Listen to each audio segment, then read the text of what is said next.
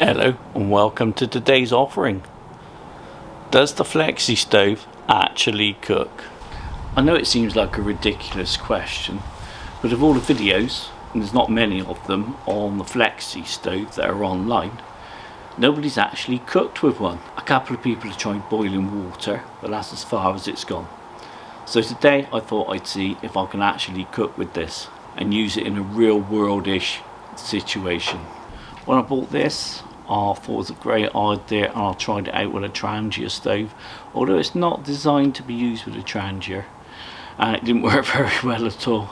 There was flames coming everywhere. So today I thought I'd see if I can actually cook on this with something a bit smaller and a bit more gentle. So I've got this little alcohol stove. It's a speedster stove.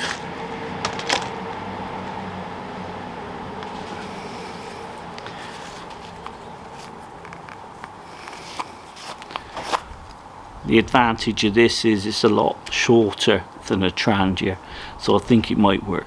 So let's give it a go.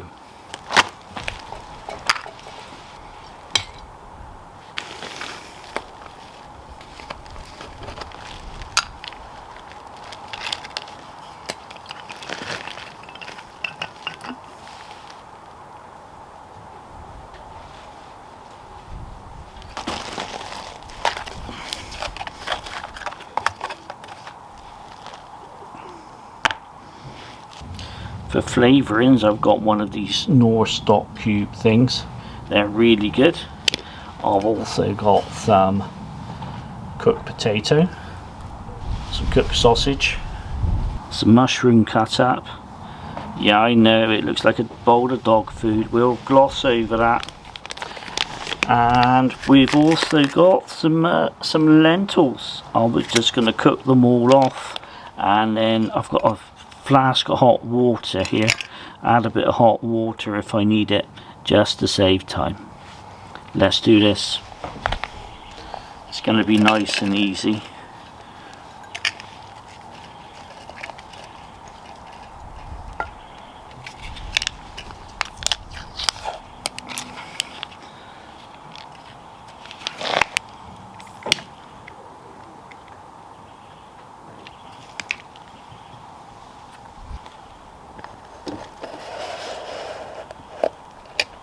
We'll add a little hot water now.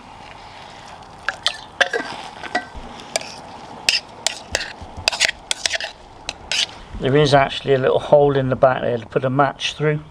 That's not really going to work for me today. I went for the lighter option.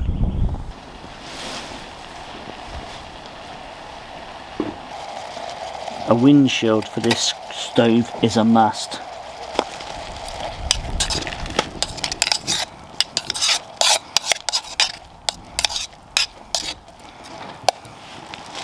Let's go with the lentils.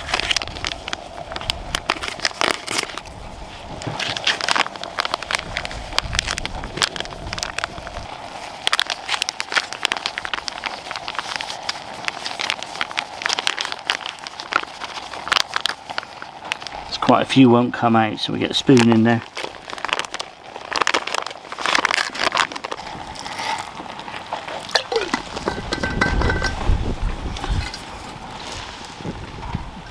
Glad I decided to use some hot water.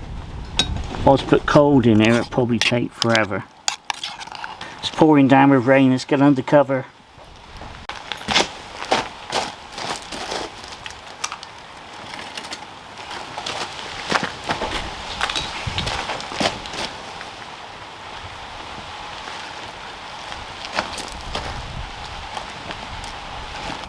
Well, moving it around worked better than I expected.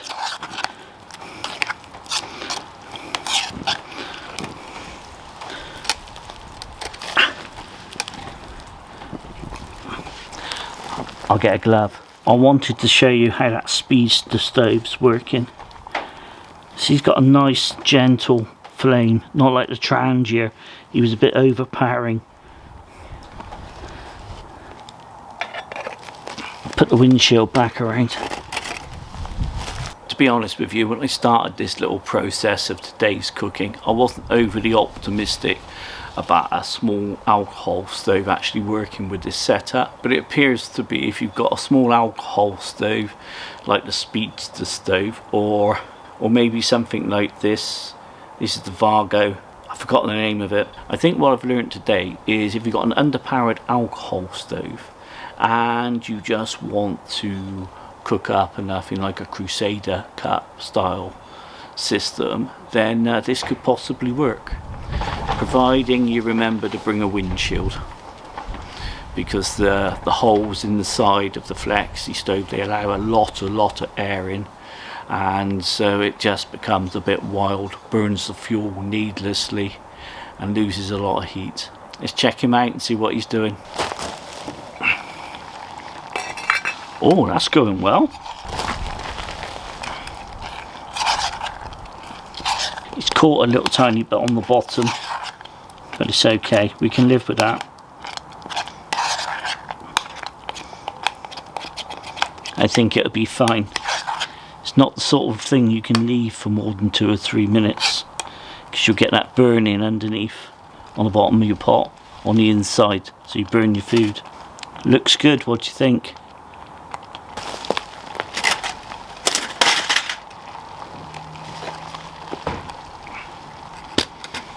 Don't forget to use a glove or something, because that gets really hot.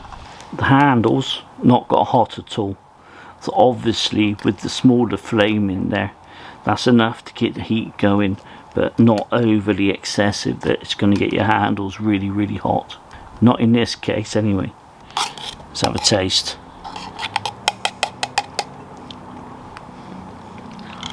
Well, it was nice to try that out today in a real world environment, albeit a controlled one. I was really pleased with the way the lentils turned out. Whenever I go to the supermarket, I'm always on the lookout for cheap, healthy kind of main parts of meals that I can mix with other things that are convenient. I got these lentils from Aldi. It's a discount supermarket in the UK. These work really well. You can mix these with just about anything and get a decent healthy meal out of it. Next time I try this setup out, and that will be in the real world at some point in the future, but I'll probably go with the Vargo just to see how it works. I'm sure it'll be absolutely fine with this type of setup. Well, I hope you found this little experiment useful. If you've got any other ideas for the FlexiStove, let me know in the comments. Thanks for watching, and I'll see you on our next adventure. InfoShed out.